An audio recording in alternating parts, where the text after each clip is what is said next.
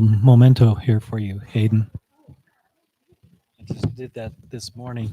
So I'm just going to read it. Aiden Crouch, a man after God's heart. The fruits of the Spirit we have witnessed. Oh, thank you. Joy. Aiden shared his talents to make Judy's and our wedding a very special event. Self-control. Remember Pesach 2022 and the war dance. Love, and I have a picture with you and one of your sisters here. And on the back, faithfulness, you blowing your shofar at Melanie and James's wedding. And love with you and your sister sitting on your lap at the wedding. So, and the rest of them are peace, patience, kindness, goodness, and humility. Nothing in Torah stands against such things, Galatians 5:22. Judy and I have been blessed to witness your growth in Adonai, your faithfulness and devotion to family, your calmness being in Israel at the start of the Iron Swords War, your zeal for the Lord and your willingness to share your love for Torah, and your beautiful voice in the Aaronic blessing, which we will miss. We are both confident that Adonai will accomplish great things through you. Continue to praise Adonai. And to that, I would like to add that from the time you started coming, I was impressed with the love that you had for your mama and for your siblings. How that you would sit by your mama and put your arm around her, which is very unusual for a young man your age. Oh, and naturally, she makes me want to cry right before my eyes would be blurry. We should have gone first. Yeah. Aiden, what a joy it has been over the years here, watching you grow into the man that you have become. You are truly a man of upright character and one to be admired. Your joy is contagious, and I know that wherever you go in life, you will spread it. Excuse me. You have truly blessed us with your worship and congregational dance and your commitment to the Passover dances. May you continue to honor Adonai with your dance. I know that you will prosper in all that you do because you meditate on his word day and night. Always believe in yourself and all that you are in him, knowing that there is inside of you one that is greater than any obstacle you could ever face. Greater is he that is in you than he that is in the world. 1 John 4:4. May you go forth with the compassion and protection that I have seen you show here and touch the lives of those that the Father puts in your path. We love you and we wish you all the best on this new adventure. There are so many things that could be said about you, Aiden, because you truly have inspired me in so many ways. And I do appreciate your commitment so much and everything that you've done here. And I just know that the Father's going to do mighty works in you. And he has got such an awesome plan for your life. And I can't wait to hear and see you back here one day. So we love you. So ironically, I was going to talk about the fruits of the Spirit too. And Aaron and I did not talk. So that's how the Spirit works, right? Oh my God. There's a battle for our souls. Which side you choose daily is evident by your fruits. In Matthew chapter 7, it says you will know them by their fruits. We can look around at each other and know what we choose daily by our fruits. We can see your fruit, Aiden. We can see your fruit. Dwelling on the fruits of the Spirit: love, joy, peace, patience, gentleness, kindness, self-control, goodness, faithfulness. Highlighting kindness. In Romans chapter 2, verse 4, it is the kindness of Yah that brings us to repentance. How awesome is that? Our Abba. Aiden, there are so many things that you do to benefit others. I see you always trying to bless others. There have been many things for years that we've seen you blessing others. May your kindness help lead others to repentance. Your fruit is evident. Your actions are exceptional, and your kindness is influential and contagious. moving forward in faithfulness. The scripture says in Luke chapter 16, verse 10, that he who is faithful in a little thing is also faithful in much, and he who is dishonest in a little thing is also dishonest in much. What we do daily defines us. Every minute could either be lived in the honor of Yah or defeat of the enemy. We see your choices. Every step taken, either a step towards advancing his kingdom or a step backward. Every action, every habit, every routine is either shaping us more toward the image of the Messiah or toward the image of our enemy. If we do not actively chase after the light, then darkness will overtake us. Character and kingdoms are built one step at a time. Self-control, guard your gates, especially being a young man in this world. It's a messy world, but you are an amazing young man. Guard your eyes, your ears, your mouth. Equip yourself for battle. Know your weapons. As a soldier, you are his soldier. Best thing you could ever be. Know his word. That's your only offensive weapon. Sharpen your sword daily. Know his word. It will equip you. When you hear those college professors say something that's like, but you have your sword, so you can know, and you can be peaceful and kind like you always are. You're so awesome. Deuteronomy 31:8 says, it is Yah who is going before you. He himself is with you. He does not fail you nor forsake you. Do not fear nor be discouraged. The enemy is after the lives of men, but take courage. The creator of heaven and earth is on your side, and he is far more powerful than any stray angel. James 3:17 says, but the wisdom from above is first pure, peaceful, gentle, ready to obey, full of compassion and good fruits, impartial and sincere. The harvest of righteousness is sown in peace by those who make peace. You, my friend Aiden, you are full of compassion and good fruits. See, Aaron and I didn't even talk. So go, fit as a soldier, guarding your gates, sharing his kindness, and staying faithful to the one who has given you everything good. And we will most assuredly miss you.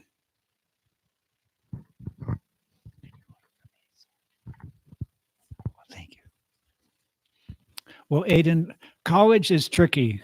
The whole world is tricky for that matter. And it's true that the struggle for every believer is how to live in the world and yet not be of the world.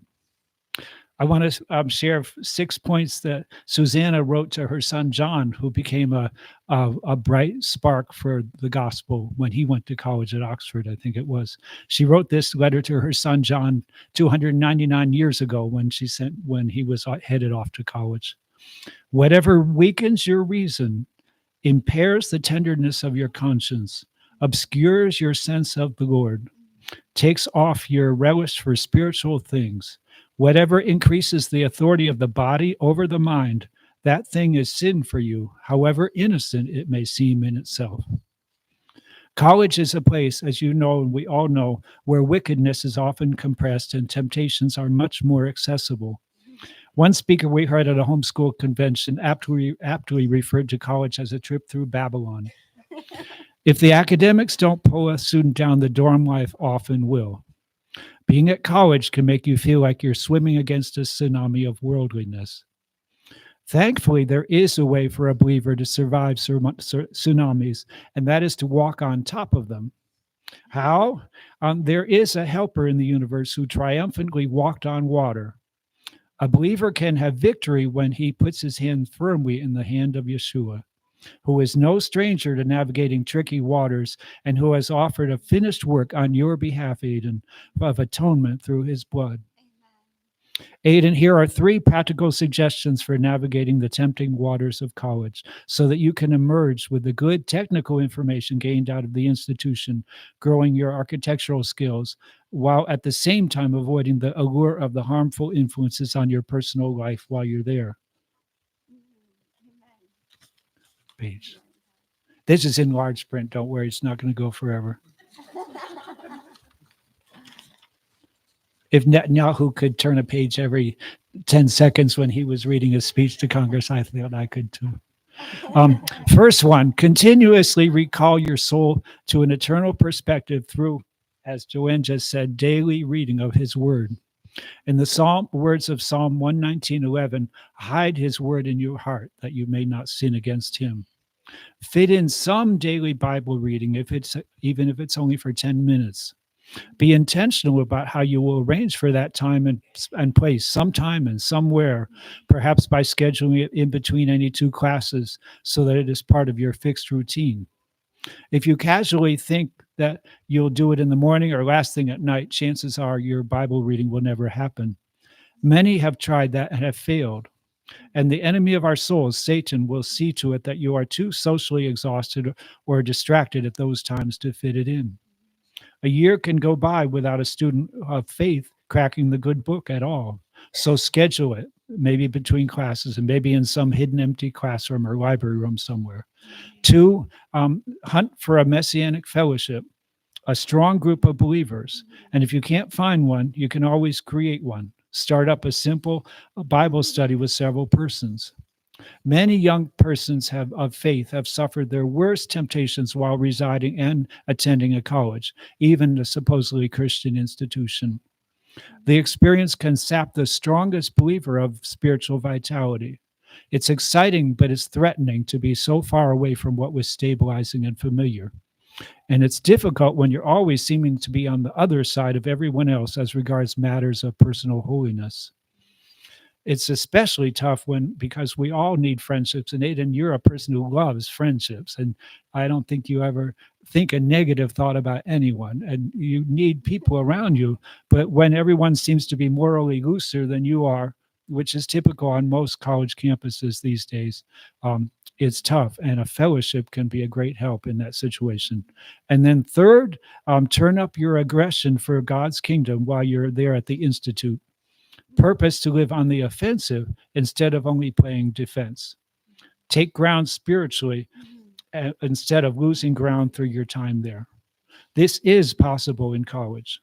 Others throughout history have done it, even at places like Oxford, where C.S. Lewis went, a friend of yours from some of your first readings, and Cambridge, where John, who Susanna wrote that letter to, and his brother Charles went. We heard of a fellow who went to college while he was in a process of running away from God. The Lord arranged for him to have a certain roommate, whom this fellow later described to friends in his conversion testimony as an Apostle Paul. This modern Apostle Paul roommate took the campus by storm, having godly conversations out his dorm window, down the hall, and over lunch and dinner. Amen. That roommate made a large dent in that campus for eternity. And Aidan, by God's grace, you can be that roommate for others. As you go forth, we bless you with an enlarged architectural skill set, but especially we bless you with an enlarged spiritual heart for Adonai. What he said. You'll give that to him, right? Yeah, I'll give it here.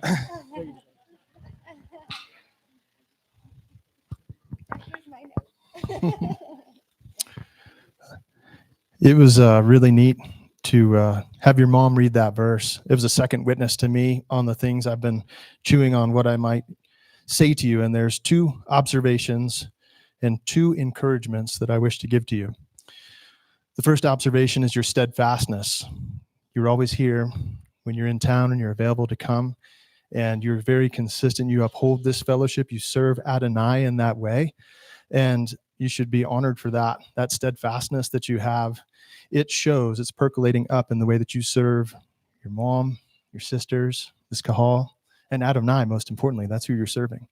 And so keep that steadfastness. The second observation I have for you is joy. I don't know if I've ever seen you not smiling all the time.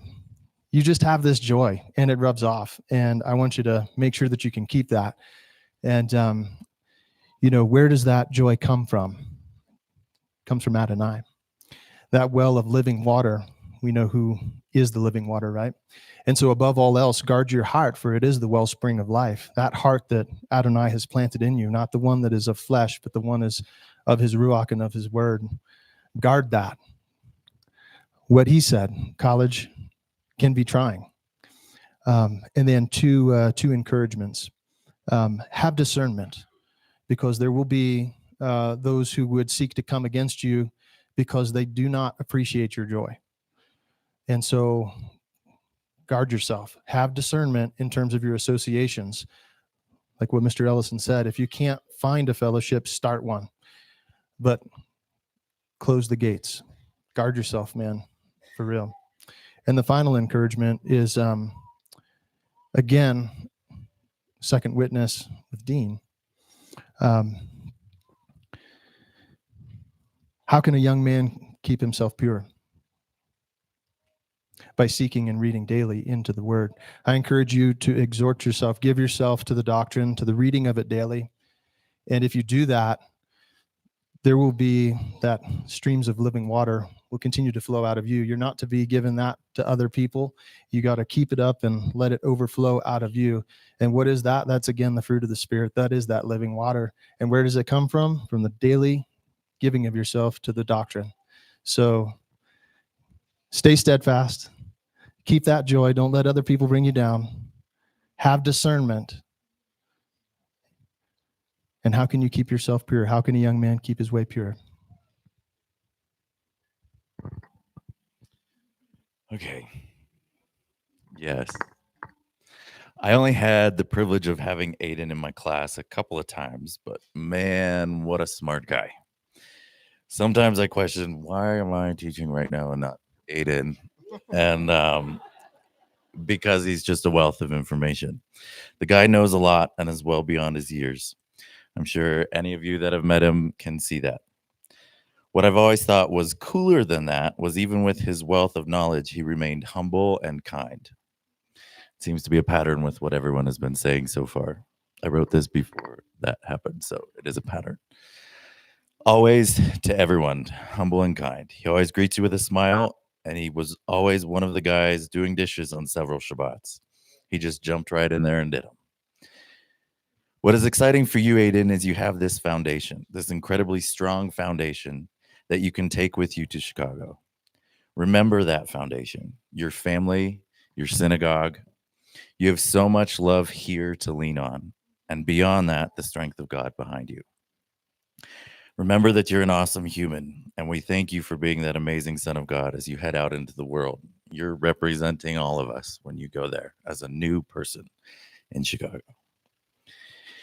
You know, I was raised by a single mom, and she had a hard time when I went off to college. But Rebecca, you did an amazing job. Keep faith in that.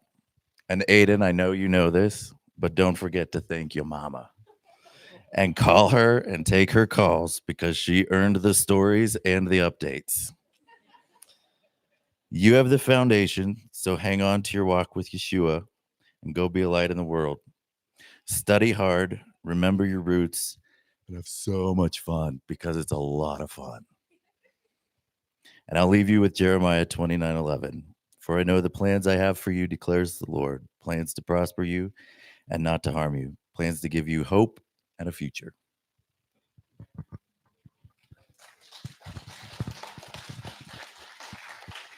Aiden, we're really proud of you. And I just want to say congratulations. And I think it was about 2018 when I asked you to take over the dances. Yep, I was moving to Florida, and little did I know that you were going to play such a huge role in that. And you have just brought so much into the worship ministry, the ministry of dance. And that's a huge part of our community and what we do. And it's been such a blessing to have you do that. And we're really going to miss you in that part of our worship. And we've been really blessed to have you with our community. And you, like Mike has said, you just have a really beautiful spirit of kindness. And I just want to give you a blessing for college, and just know that we'll be praying for you. And college is hard and it's a lot, but I know that you'll do well. And we, as your community, will continue to keep you in prayer and stay strong and true to your beliefs. And it'll be great. And we're really, really proud of you. And we just want to thank you for all that you've blessed us with in this community. So thank you.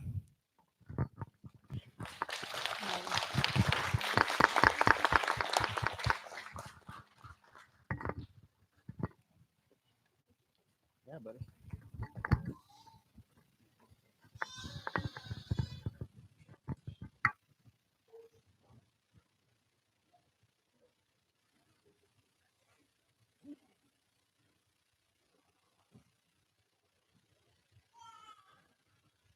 Brother Aiden.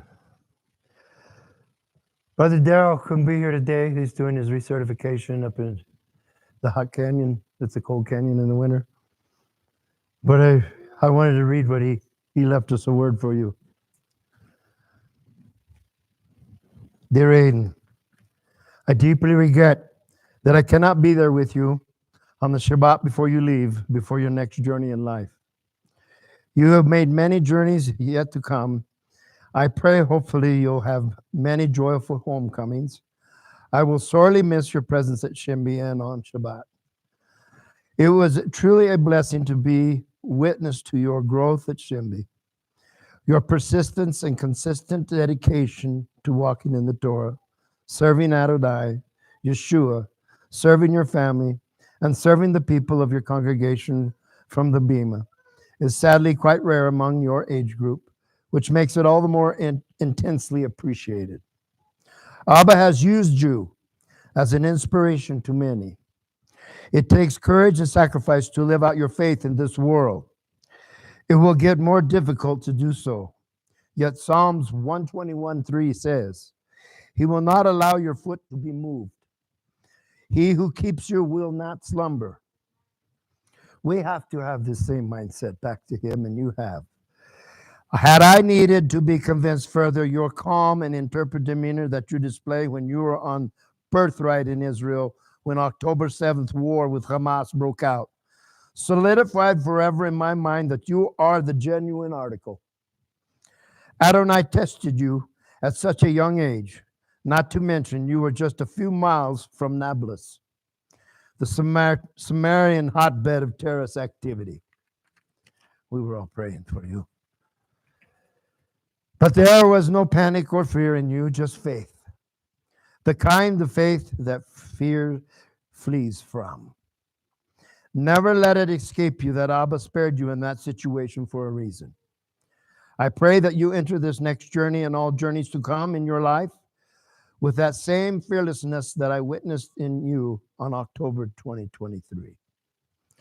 I used to teach young street cops that all of the equipment, uniforms, and weaponry that they are issued, it would all be taken away one day, but the one most meaningful thing that they would be allowed to keep under any circumstances was their name tag. It would never be worn by another. There were two circumstances under which they would retain their name tag, either honorably or dishonorably. Your name and all you do in it will never depart from you, but you also bear the name of your intercessor, Yeshua. Always be wise.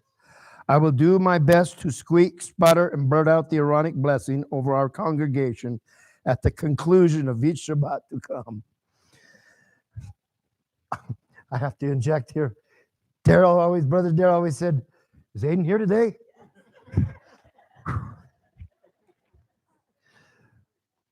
I will be thinking of you each time I do so. I will also gaze across the congregation and wonder who will be our next Aiden. What youthful servant have you inspired that will stand up and set up the high calling as you have? This is the youthful yet powerful legacy you have already forged among us. One thing for certain, you have inspired me.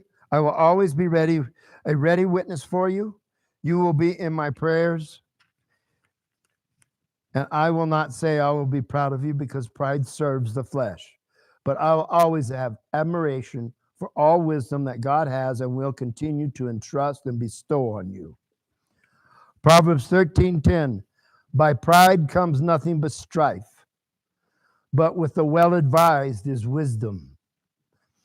May his word and spirit always be your advisor. I know only one way to conclude this message before I lose my composure.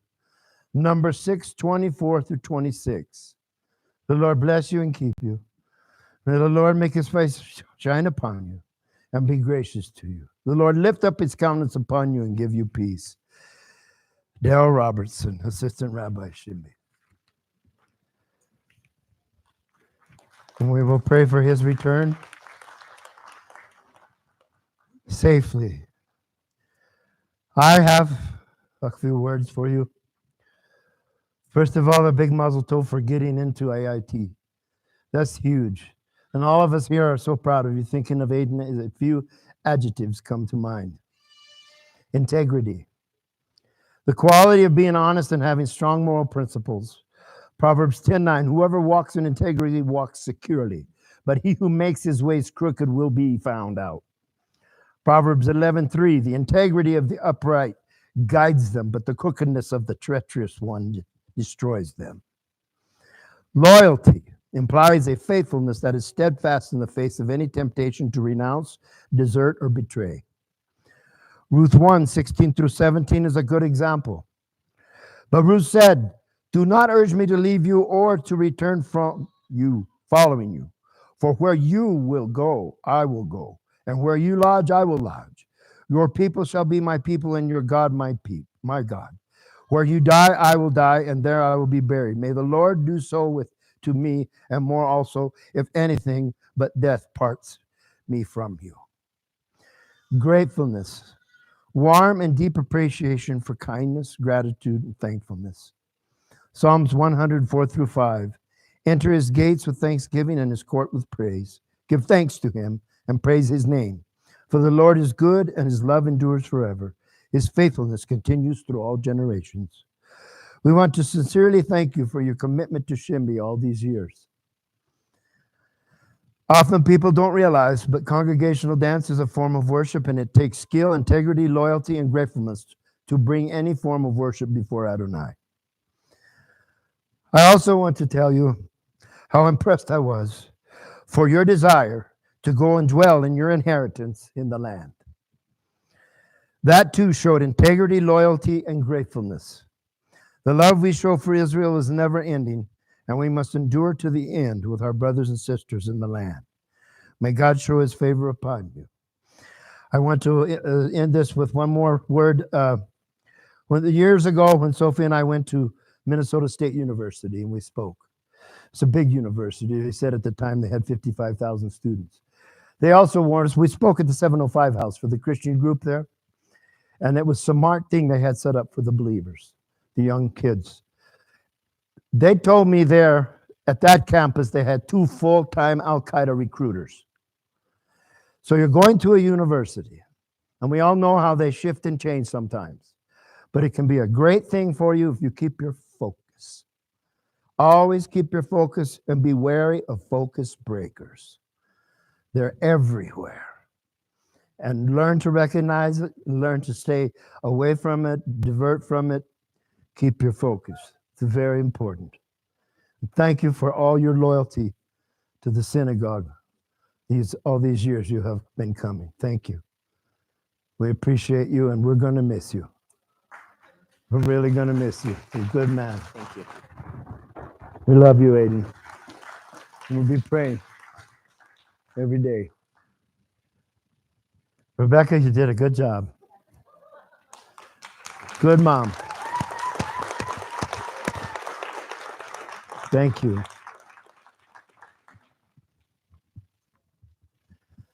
Today, Brother Kyle's going to do a teaching.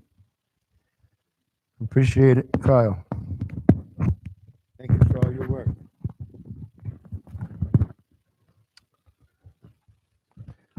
The children may be released, and we do have a class with Micah today.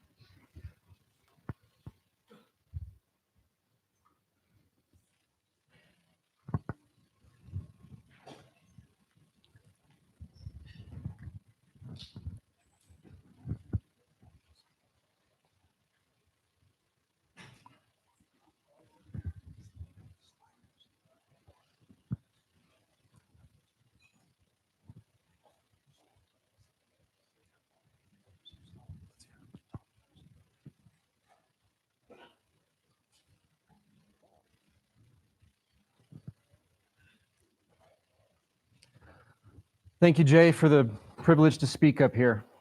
A few months ago, I was I spoke about sacrifices and what they are and what they mean for us. And then a few weeks after that, I spoke about the kingdom and what that place is to us and where we're going to be going one day.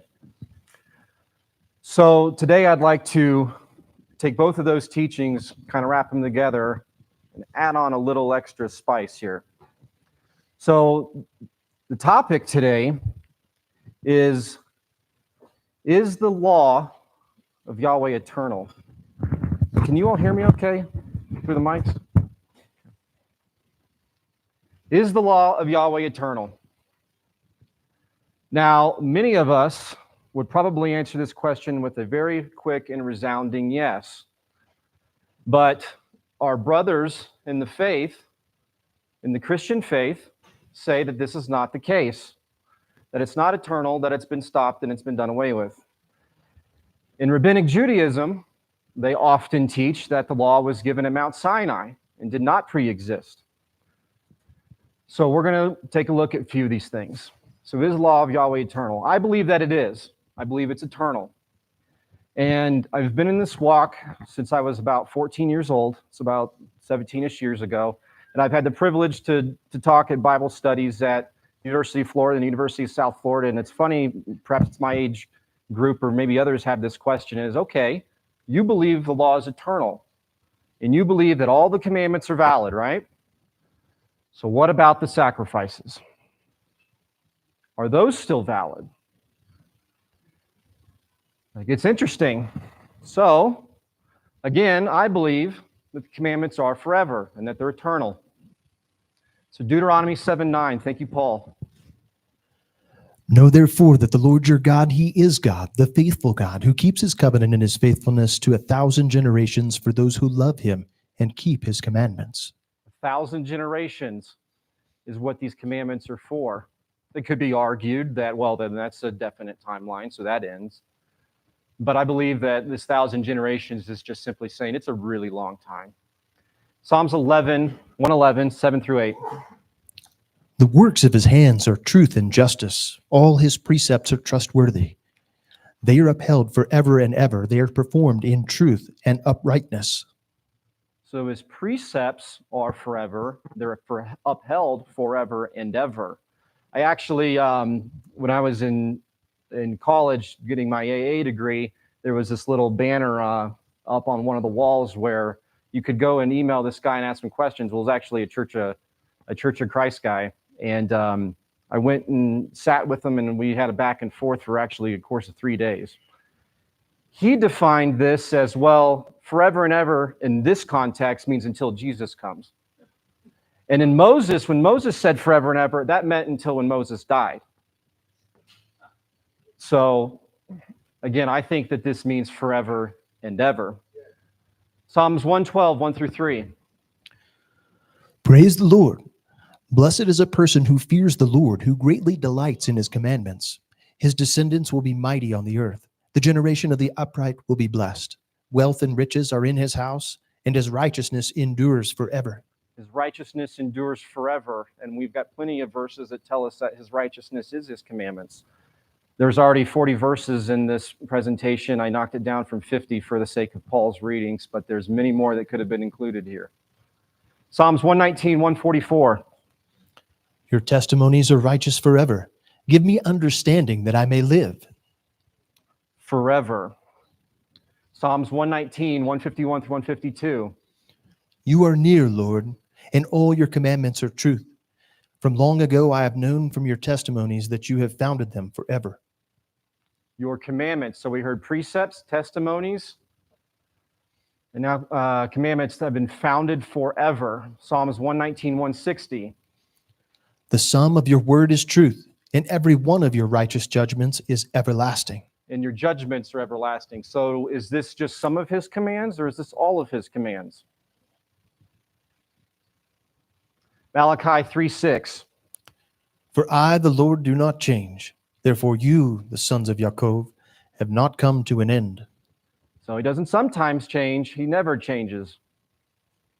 So why would he change? And remember, we're also told, this isn't in here, but we're also told that his law is perfect.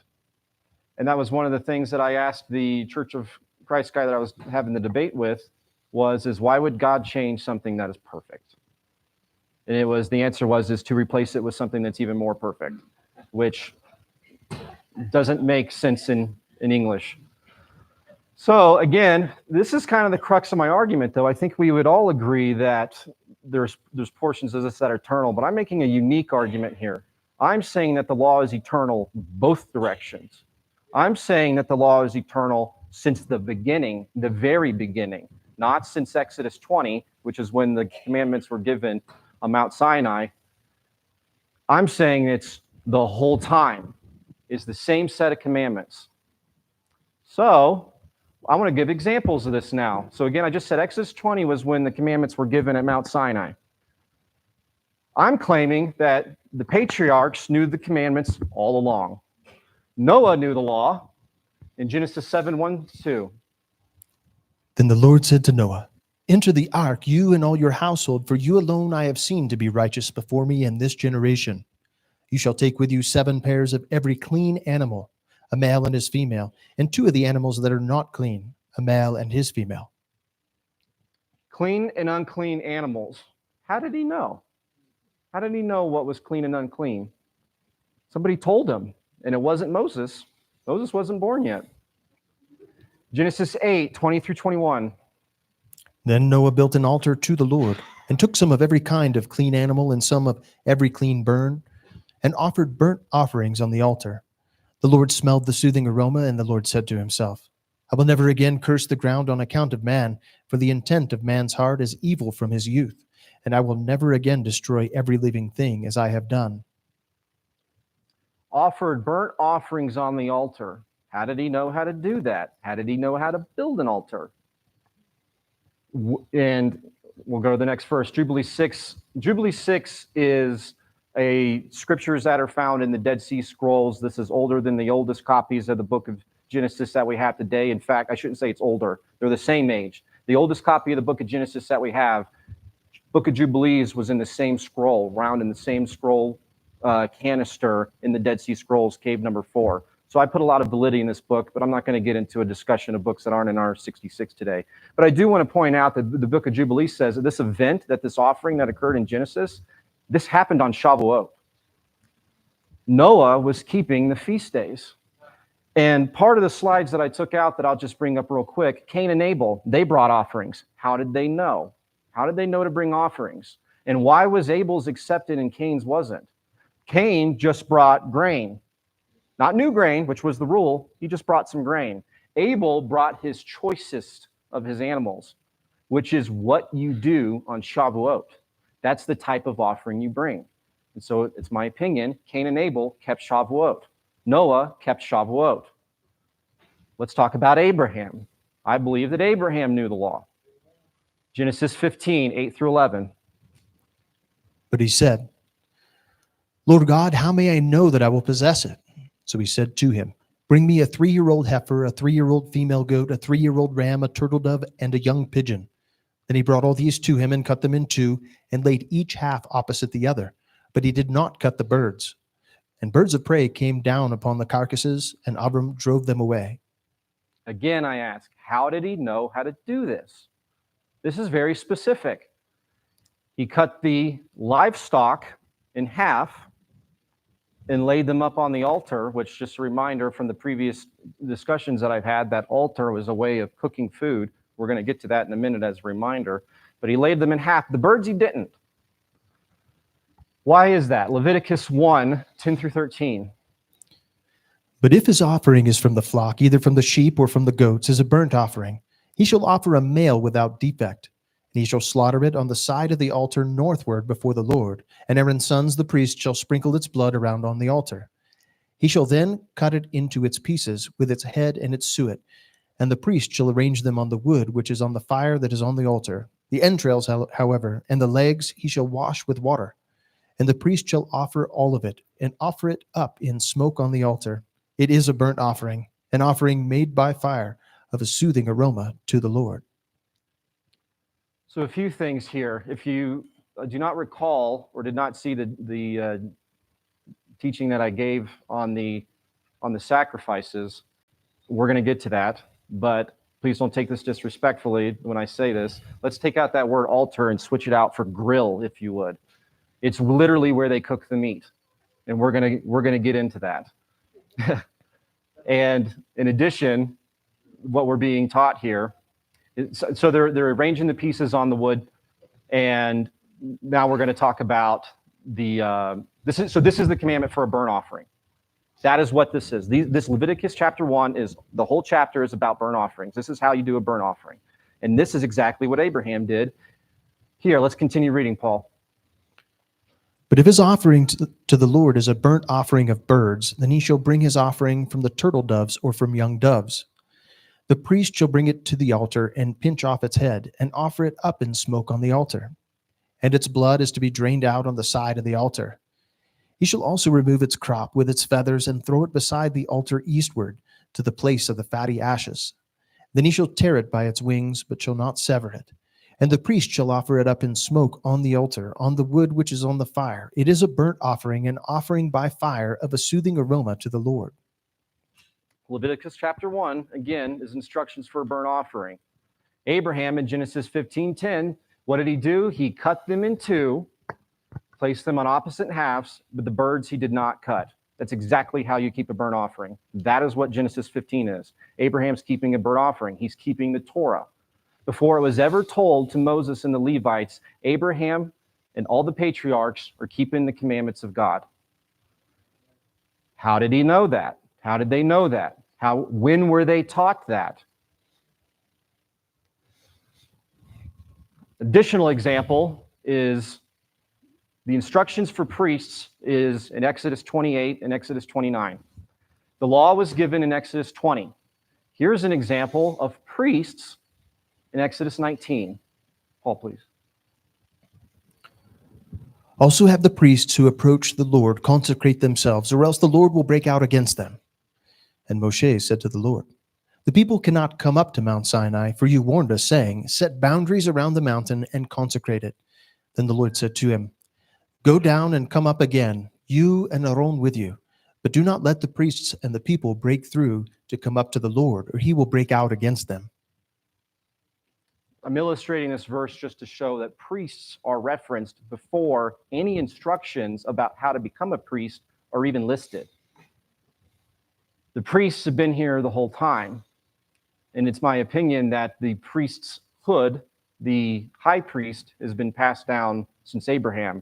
I'm not going to get into that today. Maybe that'll be another time. But I believe the law has been here the whole time through the patriarchs, and then it was given in Exodus 20.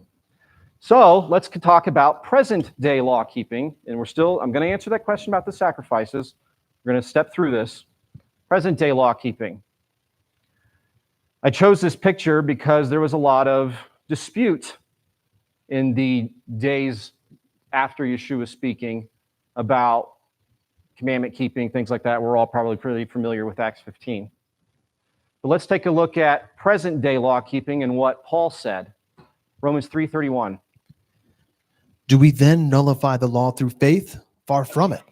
On the contrary, we establish the law. We establish the law. The context here is that your works do not get you in to the kingdom. Your faith does. But we don't disregard the law. We still keep the law. Keeping law is how you show your faith.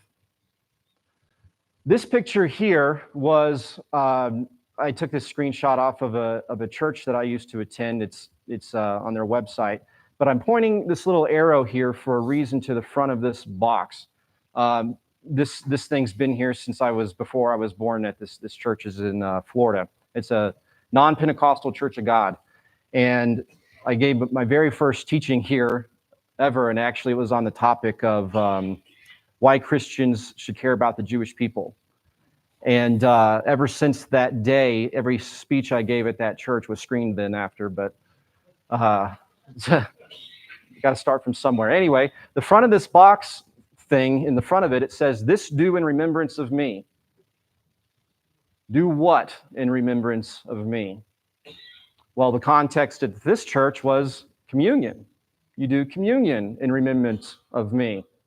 But let's read Luke 22. For I tell you that from now on I will not drink of the fruit of the vine until the kingdom of God comes. And he took bread, and when he had given thanks, he broke it and gave it to them, saying, "This is my body, which is given for you. Do this in remembrance of me." So Yeshua is eating the Passover bread and the Passover meal and the Passover wine. Do this in remembrance of me. Do communion or do Passover in remembrance of me. And just while I'm here, because we're on this slide, I'll also state that it says, I will not drink of the fruit of the vine until we come into the kingdom. A lot of people say that, well, he didn't drink that cup that day. And this is a totally off topic. I thought I'd throw this in for extra, but he did drink the cup that day. He was keeping Passover that day. But he knew that he was going to die the following day and that he would not be able to celebrate Passover again the following year. But he absolutely partook in that cup, and he partook in Passover. But again, another topic for another time. 1 Corinthians 5, 7 through 8. Clean out the old leaven so that you may be a new lump, just as you were in fact unleavened. For Mashiach, our Passover, also has been sacrificed. Therefore, let's celebrate the feast not with old leaven, nor with the leaven of malice and wickedness, but with the unleavened bread of sincerity and truth. Let's celebrate the feast, again, referring to Passover. And just as a reminder, to complete a Passover Seder, you have to have meat. Acts 21, 17 through 22. This is going to be we're going to step through this chapter. This is a really interesting chapter.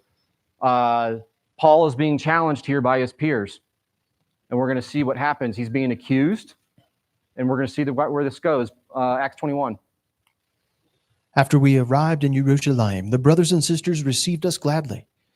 And the following day, Paul went in with us to James, and all the elders were present. After he had greeted them, he began to relate one by one the things which God had done among the Gentiles through his ministry. And when they heard about them, they began glorifying God, and they said to him, "You see, brother, how many thousands there are among the Yehudim of those who have believed, and they are all zealous for the law.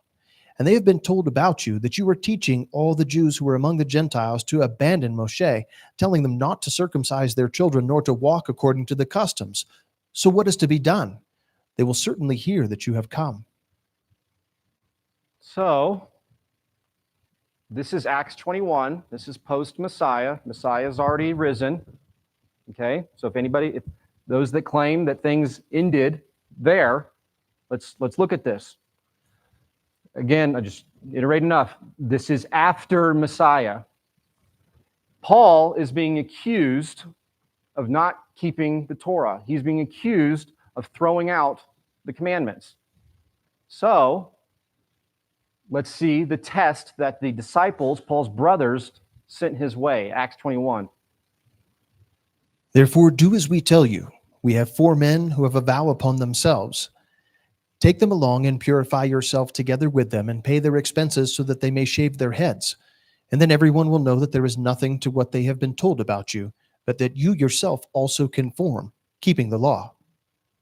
So he was accused that he wasn't keeping the law. So his brothers in the faith decided to give him a test. That there were 4 people that had a vow upon themselves. The vow that's being referred to as a Nazirite vow. It's found in number 6. And we are told there's a certain, whenever you break the Nazirite vow, there's certain things that you have to do. And so this is the idea, is to see if they break their Nazirite vow, will they do what the law requires? This is the test that the disciples were giving towards Paul. We'll continue reading in Acts 21. I'm sorry, actually, this is where the law comes from. This is the commandment that he's being tested with keeping. Number 6. "Now this is the law of the Nazirite when days of his consecration are fulfilled. He shall bring his offering to the entrance of the tent of meeting, and he shall present his offering to the Lord, 1 male lamb a year old without defect, as a burnt offering, 1 ewe lamb a year old without defect, as a sin offering, 1 ram without defect, as a peace offering, and a basket of unleavened loaves of fine flour mixed with oil and unleavened wafers spread with oil, along with their grain offering and their drink offering. Then the priest shall present them before the Lord and offer his sin offering and his burnt offering." So when you break the Nazirite vow, or as a negative connotation, when you end the Nazirite vow, you're to bring an offering, a meal offering, to the temple. And that was what Paul was challenged with. Did he do it? Let's continue reading in Acts 21. "Then Paul took along the men, and the next day, after purifying himself together with them, He went into the temple, giving notice of the completion of the days of purification until the sacrifice was offered for each one of them. For each one of them, Paul included, the sacrifice was offered. That's the outcome of the test. What's interesting is in studying for this, I was curious what the other side thinks about this, but I just wanted to do a quick Google search, and something interesting popped up. If you were to Google this event, and I remember lots of Sunday keepers love to point to Paul and say, Paul says this and this and this about the law. I think it's interesting what's happening here, but whenever I Google this, in today's mindset, I Googled Acts 21 offering, and I'm sure this is small on the screen, but the very first thing that pops up as a link to click on to study this out, it says, did Paul make a mistake in bringing ... Oh, now we're going to listen to Paul, or say that he's going to make a mistake. Now he's making a mistake, though. Here's another thing that I Googled. Why did Paul purify himself in Acts 21? And the very first link that pops up is, did Paul sin in submitting to the temple ritual? So there's this negative connotation to what Paul's doing, even though the disciples accepted him after he made those offerings. But even in today, in I hate using the term Christian circles because I want to silence. They are our brothers in the faith. But there's a bias going on here of when we're going to quote Paul and when we're not going to quote Paul. So that's present day offerings, and we can see that they continued.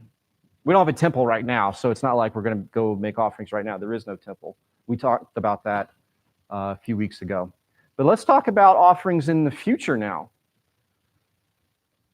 Jeremiah 33. In those days and at that time, I will make a righteous branch of David sprout, and he shall execute justice and righteousness on the earth. In those days, Yehuda will be saved, and Jerusalem will live in safety. And this is the name by which it will be called. The Lord is our righteousness. For this is what the Lord says. David shall not lack a man to sit on the throne of the house of Israel, and the Levitical priests shall not lack a man before me to offer burnt offerings, to burn grain offerings, and to prepare sacrifices continually. Several things going on here. Jerusalem will be called the Lord is our righteousness. That's the same meaning of the word Zion. David shall not lack a man to sit on the throne. I think that's a reference to Yeshua, who is not here. We talked about that last week. I think Benjamin Netanyahu is a great man. He is not the Lord of armies. The Levitical priest shall not lack a man before me to offer burnt offerings. This is a future event. Yeshua is not over there right now. He's not the king over there right now of that country, of that land. That's a democracy. We talked about that. Christ is coming back as a conquering king, not an elected president. And when he comes back, there will be a temple, he will reign, and there will be Levitical priests. Malachi 3. Behold, I am sending my messenger, and he will clear a way before me. And the Lord whom you are seeking will suddenly come to his temple, and the messenger of the covenant in whom you delight. Behold, he is coming, says the Lord of armies. But who can endure the day of his coming? And who can stand when he appears? For he is like a refiner's fire and like a launderer's soap. He will sit as a smelter and purifier of silver, and he will purify the sons of Levi and refine them like gold and silver, so that they may present to the Lord offerings in righteousness. Then the offering of Yehuda and Jerusalem will be pleasing to the Lord as in the days of old and as in former years. These verses, I'm hoping, are speaking for themselves. I'll just reiterate. But who can endure the day of his coming? Okay, so Yeshua comes back. And then after that, he will purify the sons of Levi. That's the Levites. And then they will present offerings to the Lord. This is all future stuff. That hasn't occurred yet. This isn't something, it occurred with the second temple. No, and we're going to get into some more verses. This is going to happen in a temple that lasts forever. So let's talk about that final temple. Exodus chapters 40 through 48 describes this temple. It's many, many, many detailed chapters that describe the dimensions of the building. It even describes the dimensions of the throne room and the 2 seats that are in the throne room. It's very descriptive. It's not a metaphor. So, Ezekiel 40, just to prove, I'm going to start this off, this section of the first 3 verses to show that what it is that we're talking about through these chapters. Ezekiel 40. In the 25th year of our exile, at the beginning of the year, on the 10th of the month, in the 14th year after the city was taken, on this very day the hand of the Lord was upon me, and he brought me there. In the visions of God, he brought me into the land of Israel, and set me on a very high mountain, and on it to the south there was something like a structure of a city. So he brought me there, and behold, there was a man whose appearance was like the appearance of bronze, and the thread of flax and a measuring rod in his hand, and he was standing in the gateway. I believe that city is Zion when it comes. And then how do we know that this is the temple? Well, let's keep reading verse 4. And the man said to me, Son of man, see with your eyes, hear with your ears, and pay attention to all that I am going to show you. For you have been brought here in order to show it to you. Declare to the house of Israel all that you see. And behold, there was a wall on the outside of the temple all around, and in the man's hand was a measuring rod of 6 cubits, each of which was a cubit and a hand width. So Ezekiel opens up this vision, literally telling us, I see a city, and in it there's a temple. Ezekiel 40:38. It's the same chapter. We're going to go a little bit further down. I'm just skipping a few verses because it's describing dimensions of the temple, and then it gets into, well, what are we using that temple for? A chamber with its doorway was by the side pillars at the gates. There they rinsed the burnt offering. And in the porch of the gate were 2 tables on each side, on which to slaughter the burnt offering, the sin offering, and the guilt offering. On the outer side, as one went up to the gateway toward the north, there were 2 tables. And on the other side of the porch of the gate were 2 tables. 4 tables were on each side next to the gate, 8 tables on which they slaughter sacrifices. For the burnt offering, there were 4 tables of cut stone, a cubit and a half long, a cubit and a half wide, and 1 cubit high, on which they set the utensils with which they slaughter the burnt offering and the sacrifice. So pretty clear. There's some offerings and sacrifices going on. Ezekiel 43. Then I heard him speaking to me from the house while a man was standing beside me. And he said to me, Son of man, this is the place of my throne and the place of the soles of my feet, where I will dwell among the sons of Israel forever. And the house of Israel will not again defile my holy name, neither they nor their kings, by their prostitution and by the corpses of their kings when they die, by putting their threshold by my threshold, and their doorpost beside my doorpost, with only the wall between me and them. And they have defiled my holy name by their abominations which they have committed. So I have consumed them in my anger. Now let them remove their prostitution and the corpses of their kings far from me, and I will dwell among them forever. The Father and his Son are going to live there. So whenever Israel builds this 3rd temple, as they're going to call it, and I do believe that they'll build it, and I do believe that they'll start offering sacrifices in it, I do not believe that is the temple that we're looking for. And how do you know, and how will you know if it's the right temple? Because the Father and the Son are going to be living in it. And there will be peace. And all the verses that we talked about a few weeks ago about the kingdom and what that kingdom looks like is proof that the kingdom that's over there at the moment is not the exact same kingdom that we're looking for. Ezekiel 40, we're going to continue just looking at verses of this temple area. Ezekiel 44. But the Levitical priests, the sons of Zadok, who took responsibility for my sanctuary when the sons of Israel went astray from me, shall come near to me to serve me. And they shall stand before me to offer me the fat and the blood, declares the Lord God. They shall enter my sanctuary. They shall come near to my table to serve me and assume the responsibility I give them. The Levites are going to serve him in his sanctuary. So this, as a reminder, this is what the world tells you sacrifices look like. Pagan, demonic, cultic. This is what you are told are sacrifices. I don't believe that the sacrifices looked like this. Remember, the sacrifices were offerings that were required on feast days. And I actually, for the purposes of the context here, I keep using sacrifices, but I actually prefer the term offerings. I think it's much more fitting of what these things actually were. But anyway, this is what the world says sacrifices are, But I'm saying that this is what they are. It's a meal with our Father on his appointed day that he told us to come meet with him. This is what sacrifices more closely look like in the Hebrew context. It's a big feast. And so I copied this from the slides previously, so we'll look at this again. So sacrifices, offerings, you've got a family, okay? The head of the household of your family is going to go get a lamb on these feast days, and he's going to go bring that lamb to the priest at the tabernacle or at the temple.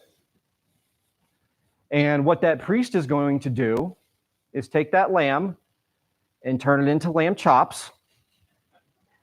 And then he's going to take some of it, some of that offering of that lamb, going to put it on the fire and cook it. Some of it is completely cooked and goes up in smoke to the Father.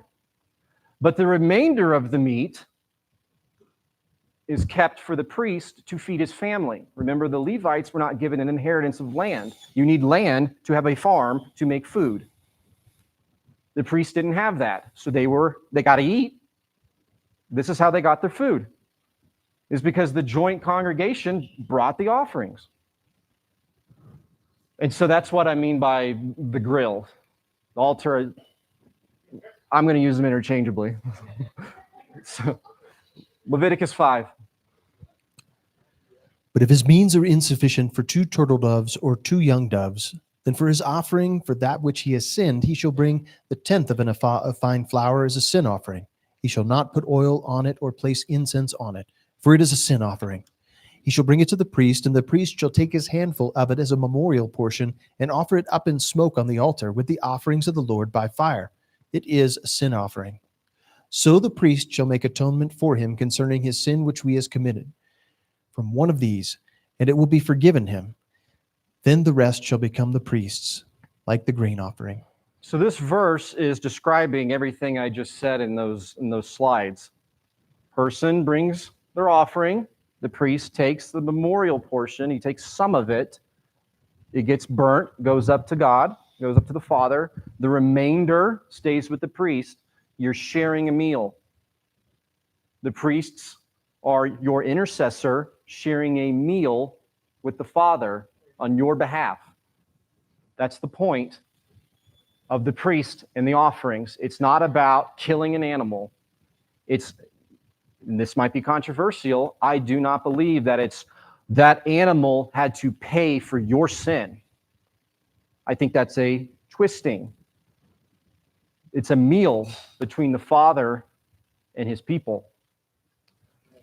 So I want to ask everybody with these next few slides, do we think that these are metaphors or referring to a literal event? Matthew 22. Yeshua spoke to them again in parables, saying, The kingdom of heaven is like a king who held a wedding feast for his son. And he sent his slaves to call those who had been invited to the wedding feast, and they were unwilling to come. Again he sent other slaves, saying, Tell those who have been invited, Behold, I have prepared my dinner. My oxen and my fattened cattle are all butchered, and everything is ready. Come to the wedding feast. Fatten cattle. Why do you fatten a cattle? You can eat it, and it's butchered. Now, I will give a caveat here. Some people could say, well, this is a metaphor. Look at it. It says the word like there. Perhaps I could grant that to you, that yes, this would be a metaphor if it wasn't for all the other verses that are literal translations that describe this same event. And I don't know if that word like there existed in the Hebrew, but I'll give that possibly this could be considered as a metaphor. I don't think it is. I think this is a literal feast that we're going to get to have one day with our King. Isaiah 25:6 speaks of the exact same event. Now the Lord of armies will prepare a lavish banquet for all peoples on this mountain, a banquet of aged wine, choice pieces with marrow, and refined aged wine. So I remember whenever I was probably 6 or 7 and my mom talking to me about heaven, it was always like there's angels sitting on clouds, and it's this cloud land. Okay, so is this cloud marrow and cloud wine? Or are we going to be drinking actual wine and meat And I know some of our other brothers in the faith too is no wine. It's not allowed. So let me spice up this slide a little bit. I think it's going to look something like this. The choicest pieces of meat and aged wine. The Lord of armies is going to prepare a lavish banquet for all peoples on this mountain. What's this mountain? That is the mountain Zion. Isaiah 11. And the wolf will dwell with the lamb, and the leopard will lie down with the young goat, and the calf and the young lion and the fattened steer will be together. And a little boy will lead them. Also the cow and the bear will graze. Their young will lie down together, and the lion will eat straw like the ox. The nursing child will play by the hole of the cobra, and the weaned child will put his hand on the viper's den.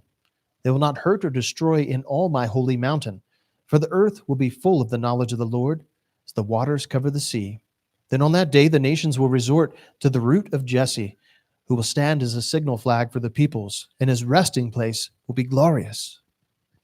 So this is a future event. He's talking about my holy mountain. That's Zion, which is not here yet. And this is going to be a place for all peoples, which Israel is not a place for all peoples at this moment. Another thing I want to point out is that the steer here has been fattened. Why would you fatten a steer in the kingdom if you're not going to eat it? Why even bring it up that it's fattened? Is it just to look at? Or are we going to do something with it? Revelation 19. And I saw heaven open, and behold, a white horse. And he who sat on it is called Faithful and True, and in righteousness he judges and wages war. His eyes are like a flame of fire, and on his head are many crowns. And he has a name written on him which no one knows except himself. He is clothed with a robe dipped in blood, and his name is called the Word of God. And the armies which are in heaven, clothed in fine linen, white and clean, were following him on white horses. So what I brought up in previous teachings is that I think that this term heaven is actually a real place, and it looks awfully a lot like this, and it will be here one day when Zion comes. So the Father and the Son are already there, and we're told that when they come back and Zion's coming with them, that the Son is going to be riding on a white horse. Where did he get the horse from? Is it a cloud angel horse, or is this a real horse?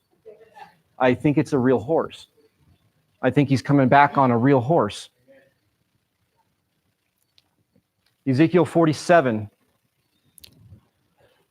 And it will come about that every living creature which swarms in every place where the river goes will live, and there will be very many fish, for these waters go there, and the others become fresh. So everything will live where the river goes. And it will come about that fishermen will stand beside it, from En-gedi to En-galaim. There will be a place for the spreading of nets. Their fish will be according to their kinds, like the fish of the great sea, very many. But its swamps and marshes will not become fresh. They will be left for salt. And by the river on its bank, on one side and on the other, will grow all kinds of trees for food. Their leaves will not wither, and their fruit will not fail. They will bear fruit every month, because their water flows from the sanctuary, and their fruit will be for food, and their leaves for healing. So there's a lot here. I'd like to just pause on this and let's pick it apart for a second. This is Ezekiel 47. This is in the end of that section of chapters 40 through 48, where we're described this future event, this future kingdom. There's so many things throughout these chapters to point to show this has not occurred yet, ever. This is something in the future. We'll take a look at a few of these. From En-gedi to En-el-galam, there shall be a place for the spreading of nets, and the fish will be, I'm sorry, it's really small on my screen here, but there's going to be a lot of fish there. En-gedi is on the Dead Sea. Has anybody been to the Dead Sea? How many fish did you count? None. Nothing lives there. But one day it's going to be full of fresh water, and there's going to be a bunch of fish there. And this is in the kingdom. And why is it in the kingdom that we have fishermen? Why would you fish if you don't need to eat fish? And also it says that there'll be all kinds of trees for food. So we're going to be eating in the kingdom. I like food. And so I think the Father enjoys having a meal with us too, which is what all the offerings are. I think the Father likes a good steak with us. So Is there anything else to pick apart? The sanctuary. The sanctuary is going to be here. The water is going to flow from it. There's no sanctuary right there right now. There arguably is a spring on the mount, but it doesn't flow very strong, and it's certainly not going to make the seas fresh. So this hasn't happened yet. And this is the place that our Sunday-keeping friends do call heaven. And I think we all want to go there. And I think it's interesting that we're going to be fishing. So let's talk about that kingdom. That kingdom Zion. Isaiah 2. And many peoples will come and say, "Come, let's go up to the mountain of the Lord, to the house of the God of Yaakov, so that he may teach us about his ways, and that we may walk in his paths. For the law will go out from Zion, and the word of the Lord from Jerusalem." The law will be taught, and I believe in its entirety will be taught from Zion. Isaiah 56. Even those I will bring to my holy mountain, and make them joyful in my house of prayer. Their burnt offerings and their sacrifices will be acceptable on my altar, for my house will be called a house of prayer for all the peoples. So the altar is going to be there, and the sacrifices for all the people. Revelation 21. And I heard a loud voice from the throne saying, "Behold, the tabernacle of God is among the people, and he will dwell among them, and they shall be his people, and God himself will be among them." So again, this hasn't occurred yet. And whenever they build that third temple over there, we'll know if it's the temple. And actually, when I titled these slides, I called it, you can see it on your sheets, I didn't call it the third temple, I called it the final temple. I don't know how many temples they're going to build over there. And to call it the third temple, I think it's actually like the sixth. It depends on if you count renovations, it's even more. So I'm just going to call it, this is the final temple that we'll have forever. And we'll know it because God's going to be there, and he's going to be living there with us. Psalms 20. May he send you help from the sanctuary and support you from Zion. One of our songs earlier today referenced that holy mountain. Joel 3. The Lord roars from Zion and utters his voice from Jerusalem, and the heavens and the earth quake. But the Lord is a refuge for his people and a stronghold for the sons of Israel. Then you will know that I am the Lord your God, dwelling on Zion, my holy mountain. So Jerusalem will be holy, and the strangers will no longer pass through it. And on that day the mountains will drip with sweet wine, and the hills will flow with milk. And all the brooks of Yehuda will flow with water. And a spring will go out from the house of the Lord and water the valley of Shittim. Egypt will become a wasteland, and Edom will become a desolate wilderness because of the violence done to the sons of Yehuda, in whose land they have shed innocent blood. But Yehuda will be inhabited forever, and Jerusalem for all generations, and I will avenge their blood which I have not avenged, for the Lord dwells in Zion. So this is the book of Joel. The book of Joel speaks of the day of the Lord. I think the book of Joel is 4 chapters, so we're getting towards the end of this here. This is after the day of the Lord event has already happened. So the land needs to be cleansed. God said there's 2 ways to cleanse things, with water and with fire, and he said he wasn't going to do water anymore. After the flood, it won't do water anymore. So what's left? He's going to burn it crisp. He's going to clean it. And then he's going to start things anew. And what does that anew look like? Well, he's going to be living there. There's going to be milk there and water. And I thought this was interesting. There's going to be sweet wine. Why would the Father encourage us about the kingdom and tell us that there's going to be sweet wine there if we weren't going to drink it? I think we'll be drinking wine in the kingdom. So, hopefully this helps give us a better picture on my thoughts on sacrifices, and I could be wrong, but hopefully that these 40 verses have at least shared where I'm coming from and why I feel the way I do and why I think the way I think. I think it's a beautiful place that's ahead of us that we get to go to, and it's not the hijacked explanation for what we were told the kingdom looks like. In preparation for this, I actually asked the AI again to give me a picture of what heaven looked like, and it was so interesting that I didn't even bother putting it in. It was had a Catholic theme to it. I'll just throw that out there. So when I get asked that question about, well, so you keep all the commandments? Yes, I do, even the sacrifices.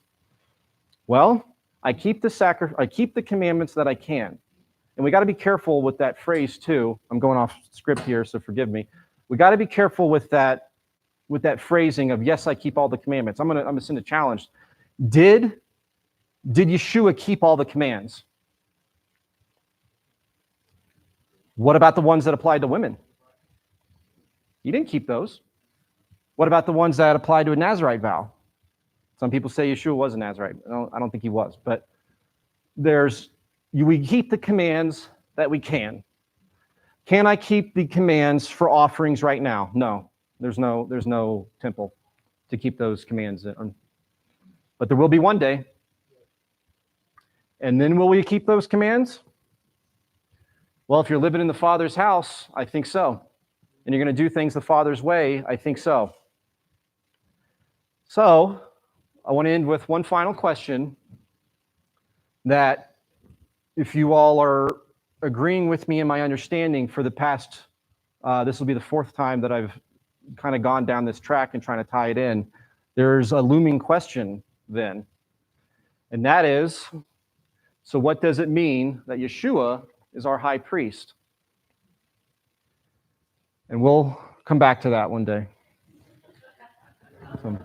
So thank you.